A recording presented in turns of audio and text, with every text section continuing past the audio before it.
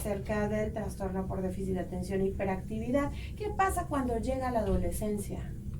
Bueno, cuando llega, esa es muy buena pregunta, cuando llega la adolescencia y son niños que no fueron tratados o diagnosticados, es importante saber que tienen mayor riesgo de caer en conductas pues, indeseadas, ¿no? Por ejemplo, actividades sexuales de riesgo, por ejemplo, que están más propensos a caer en el abuso de sustancias ilícitas, es decir, las drogas, en estar en grupos de compañeros con fines delictivos, este tipo de... No quiere decir que si no los tratan van a llegar a ser así, porque muchas veces eso entienden, sí, sino que aumenta el riesgo estadísticamente, eso ya está comprobado, de que eso ocurra. Entonces, cuando llega la adolescencia están en mayor riesgo de que pudieran caer en este tipo de conductas, o bien que es importante decir que el trastorno por déficit de atención e hiperactividad tiene comorbilidades, o sea que a veces pueden tener esa enfermedad y se correlaciona con alguna otra. Algunas de ellas, como por ejemplo depresión, como por ejemplo un trastorno negativista desafiante. Se puede confundir. Exacto. No, más bien puede ir acompañado de... Okay. Puede tener TDA más depresión, o TDA más oposición, negativista desafiante, o TDA más, o sea, se correlaciona con algunos otros trastornos, por eso es importante.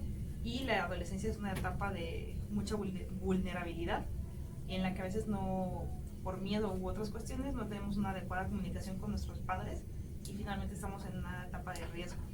Entonces, la edad ideal para diagnosticarlos es la infancia. Sí, efectivamente. En cuanto ustedes noten estos síntomas o bien los maestros les hagan una observación, hay que tomar una alerta y hay que ir a una valoración con un neurólogo pediatra o bien con un psiquiatra. Y en caso necesario ya nosotros les diremos, ok, vamos a empezar con las terapias, o sabes que no tiene TDA, no te preocupes, pero vaya, sí es importante que tengan un acercamiento o un primer contacto con algún médico pediatra, o de preferencia neurólogo pediatra o psiquiatra. O sea, si tienes, de repente te das cuenta que algo no está bien, lo llevas a diagnóstico, mejor que te digan si sí o no, pero a tiempo. Vamos con llamada, ¿verdad, Omar? XO, buenas tardes. Hola, ¿qué tal? ¿Quién habla? Señora Guadalupe, ¿de dónde nos llama? Adelante, le escuchamos.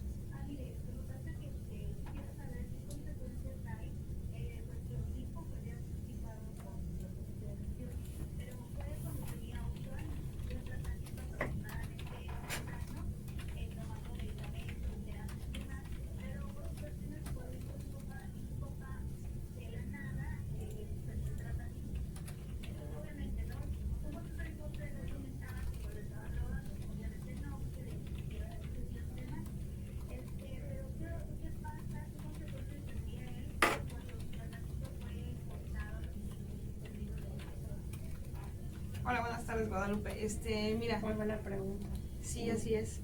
Si el medicamento se suspende de un solo golpe, no hay ningún problema, dependiendo de la dosis, pero generalmente no tendría por qué haber ningún problema, porque como te digo, la mayoría de estos medicamentos pues no genera dependencia. Generalmente los que indicamos en primer lugar es el metilfenidato y en segundo lugar sería la tamoxifena.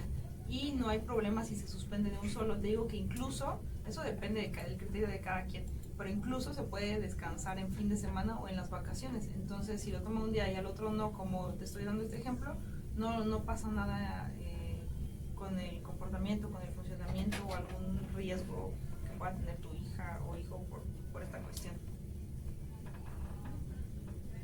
Gracias. Muchas gracias por comunicarse. ¿No pierdes lo que has avanzado o lo que el niño ha progresado? O sea, no se acumula el medicamento en el organismo. Sí se acumula, ¿sí? Como todos los medicamentos que tenemos que tomar de manera crónica, sí se acumula, pero no se pierde, porque también recuerden que hay que ir de la mano de las terapias. Es un tratamiento que vamos de la mano, medicamento y terapia. Entonces no tiene por qué perderse, tiene que seguir avanzando, al contrario, no debe haber un retroceso. Y entonces no pasa nada aparentemente, pero sí puede pasar. No pasa nada, pero puede ser que otra vez regrese a ser hiperactivo, a que otra vez pueda tener que se le olviden las cosas como antes. Es decir, no retrocede, sino que regresa al punto en el que empezó. Podría ser, si es que no tiene terapias. Eso es importante. Entonces, no nada más es el medicamento, siempre la terapia. Exactamente. Y entonces yo creo que por eso es tan difícil para los papás, ¿no? Porque tan solo comprometerse a ir uno como adulto a terapia cada semana, o cuando en algún momento necesitas ir al médico periódicamente, no es nada fácil. Y sobre todo, pues esta es una situación que es para toda la vida. Sí, exactamente. Cuando llegan a la adolescencia, si fueron diagnosticados y tratados, el riesgo de que caigan estas conductas que mencionamos disminuye, y también por la evolución de la enfermedad, generalmente mejoran un poco, se disminuyen los síntomas. Seguramente muchos de nosotros que están escuchando tuvimos TDA de más pequeños o lo tenemos, y los síntomas son menores que cuando éramos más pequeños. Eso Pensamos también. que solo somos distraídos. Exactamente. Así es. En esta parte, entonces, doctora, de la medicación es algo súper importante quitar estos mitos de que porque entonces le diste Ritalin cuando era niño, ahora de grande es drogadicto. Exacto. Sí, no, No definitivamente es así, no, ni será para así. nada. No, definitivamente.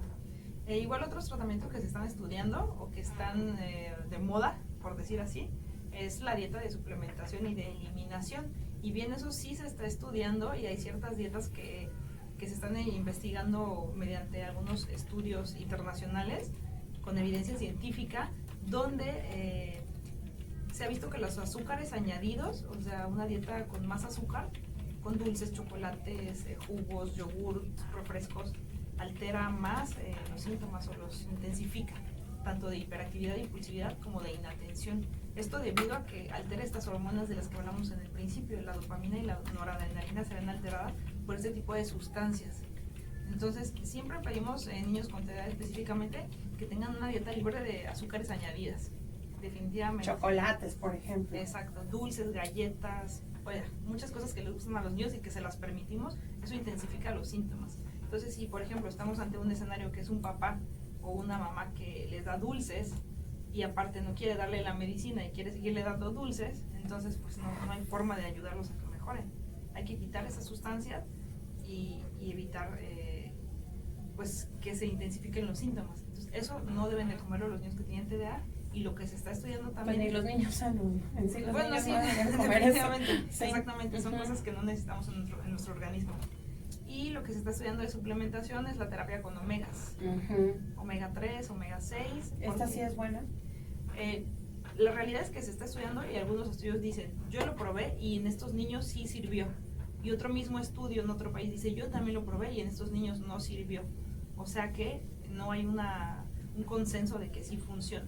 Sin embargo, podemos utilizarlo y valorar si es que mejoran en cierto grado, y de no ser así, pues será que están en el grupo de los que no funciona. Dependería de cada niño. Exacto, es cuestión de valorarlo, pero sí es importante decir que no hay evidencia científica de que eso sea una ley de que sí funciona.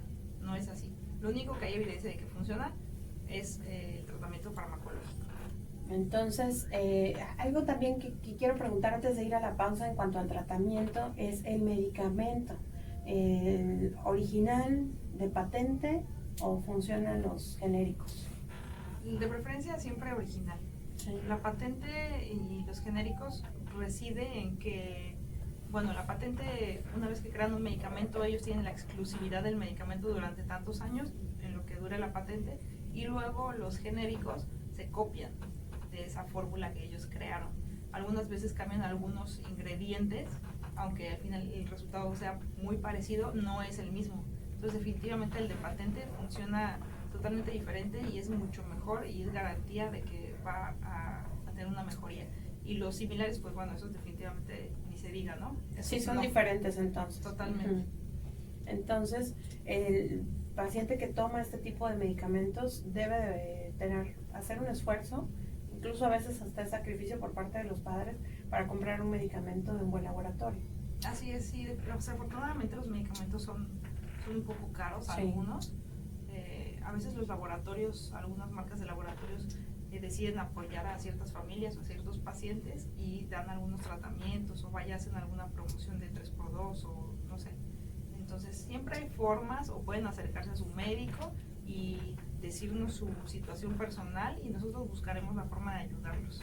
Muy bien, pues vamos a ir a la pausa y enseguida regresamos con más de la clínica aquí en XEU. Todavía está a tiempo de hacer sus preguntas al 229-2010-100 y 229-2010-101.